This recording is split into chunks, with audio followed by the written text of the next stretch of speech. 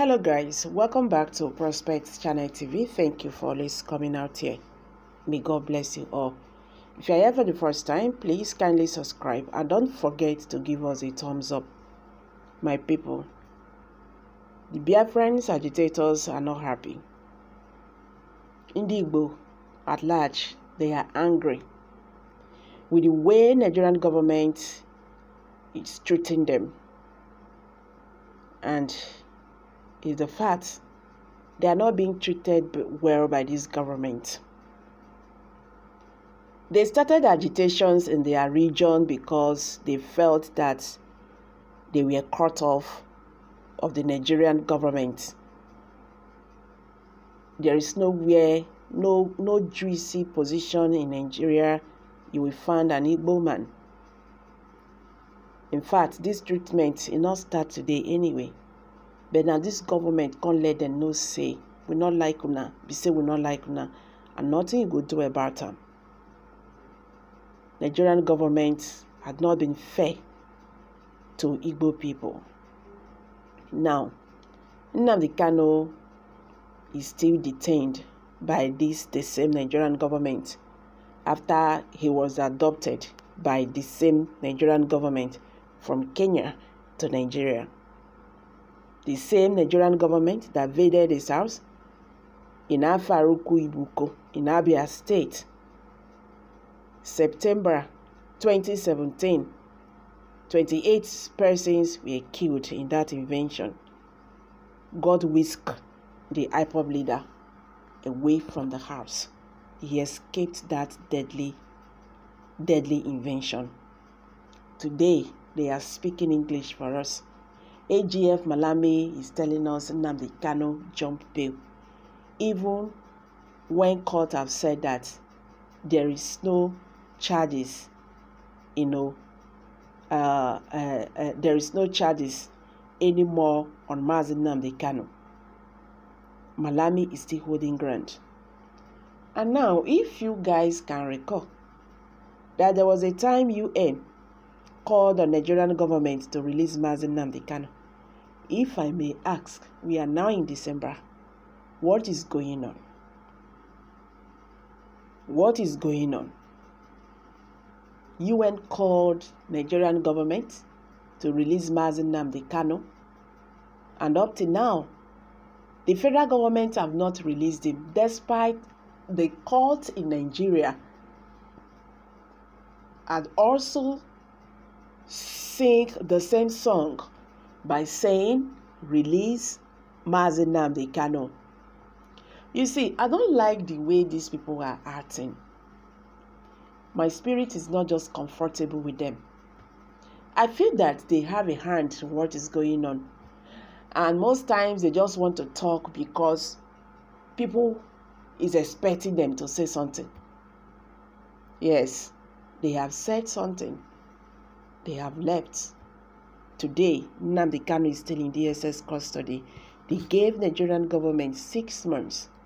The other day, they said they brought a letter of a reminder, according to Mazi Nnamdi Kanu's American lawyer, and all that. Today, Nigerian government is still very adamant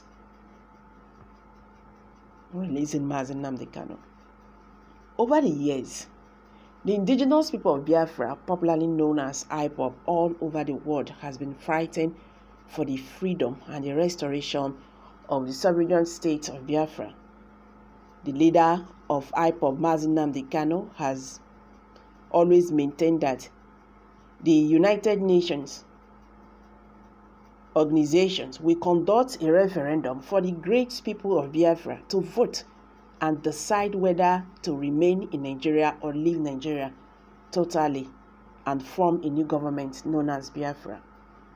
This issue led to the federal government of Nigeria to arrest him, or can I say adopt him, and detain Mazi Nnamdi Kanu at the custody of the Department of State Services, DSS. Meanwhile, this issue did not stop or weaken the members of the indigenous people of Biafra. Continue to demand for freedom from the federal government of Nigeria because they are carrying out different protests nationally and internationally. In another development, the leadership of the indigenous people of Biafra praised the United Nations organization then, based on their call for the immediate release of the leader of IPOB, Nnamdi Kanu, from the custody of the Nigerian government. This was contained in a press statement issued by the IPOB Media and National Publicity Secretary, Comrade Emma Powerful, through Radio Biafra London, Biafra media channels on Facebook and Twitter, and also published by Vanguard News, Daily Poros, and other news platforms in Nigeria. This statement came days after the United Nations organization told the Nigerian government to release Nnamdi Kanu and pay him for violating his fundamental human rights. While reacting to this development, Comrade Emma Powerful thanked the United Nations organizations for their noble call for the release of Nnamdi Kanu. Continuing with his speech, he thanked the United Nations officials that summoned the Nigerian government to release Nnamdi Kanu and thanked the legal counsel to Nnamdi Kanu on international affairs, Bruce Fenn. He said, "We, the global and noble family of the indigenous people of Biafra, under the supreme leadership of Nnamdi Kanu, hereby commend the attorney Bruce Fenn for the professional job in regards to the recently issued United Nations opinion condemning the extraordinary rendition of our leader, Nnamdi Kanu, and directing the government of Nigeria to unconditionally and the government of Nigeria to release Nnamdi Kanu, I beg your pardon, unconditionally and to compensate him." In the same vein, we commend all those who quietly labored and assisted in achieving this landmark victory. It is indeed a great milestone for our leader, Nnamdi Kanu. IPOB and Biafrans worldwide, we also express our profound gratitude to the United Nations and its working group for their courage in reaching this decision and issuing an opinion that compares with the tenets of international laws. Now, the question I am asking now is, what action is the UN taking now, since the federal government of Nigeria is still keeping IPOB leader, despite their warnings, despite their opinion, and despite Appeal Court judgment that discharged and acquitted Nnamdi Kanu? This is a really, a serious matter. Why are they keeping quiet concerning this?